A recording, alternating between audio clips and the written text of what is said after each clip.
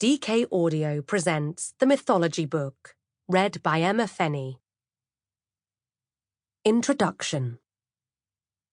Myth is in the facts of the mind made manifest in a fiction of matter.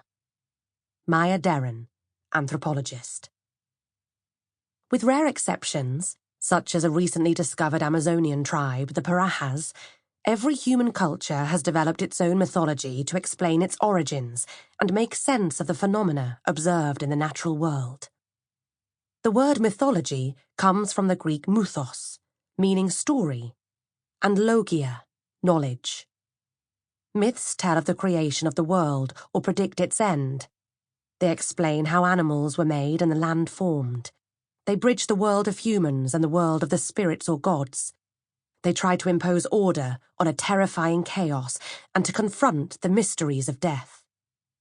Crucially, myths are also the foundation of religions.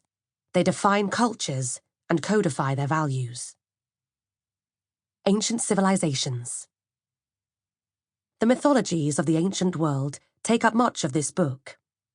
In ancient Mesopotamia, in the crucible of civilization of the 4th millennium BCE, when humankind first learned to live in cities, the Sumerians developed the first recorded pantheon of deities.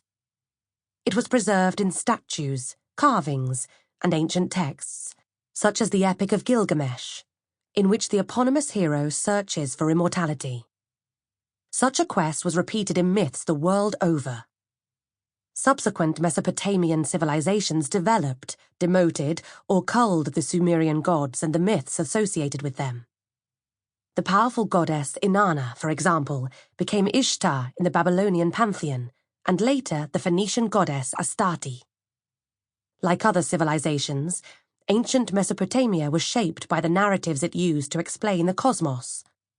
Its rulers were guided by the gods, whose capricious will was interpreted by priests.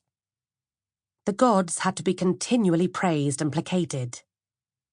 During the Akutu, a 12-day festival held in the great temple of Marduk, people chanted the Enuma Elish, the Babylonian myth of creation, with the force of a magical incantation in their ritual re-energizing of the cosmos.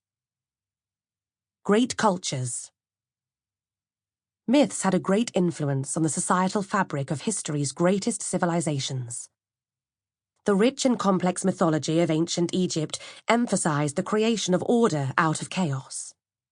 Such stories validated the governance of society and legitimized a status quo in which the pharaoh himself was viewed as divine and therefore worthy of being served. The Egyptians also saw time as cyclical. Events that happened in their society were merely repeating what had happened before and had been recorded in their myths. In ancient Greece and Rome, the foundation myths of city-states were fundamental to the concepts of citizenship. They bound ideas of patriotism and common interest with divine authority. In Greece, which consisted of more than 1,000 city-states, each had a founding myth and a protective deity, which led to a highly complex set of myths that was often contradictory.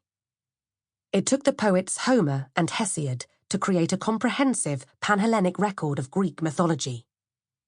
Homer's epic stories, the Iliad and Odyssey, and Hesiod's Theogony comprised the first and most authoritative attempts to weave the disparate Greek myths into one narrative thread.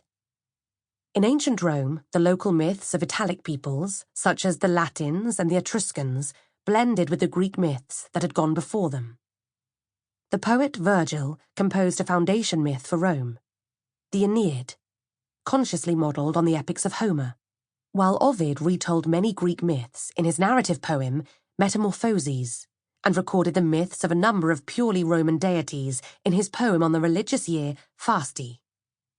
The Romans enriched the mix by adding deities from Phrygia, such as the great mother Cybele, Egypt, the goddess Isis, and Syria, Elegabal, or Sol Invictus, briefly the chief god of Rome. Preserving myths. Myth takes all the things you know and restores to them the rich significance hidden by the veil of familiarity. C.S. Lewis, writer, scholar, and author of the Chronicles of Narnia. Sample complete. Ready to continue?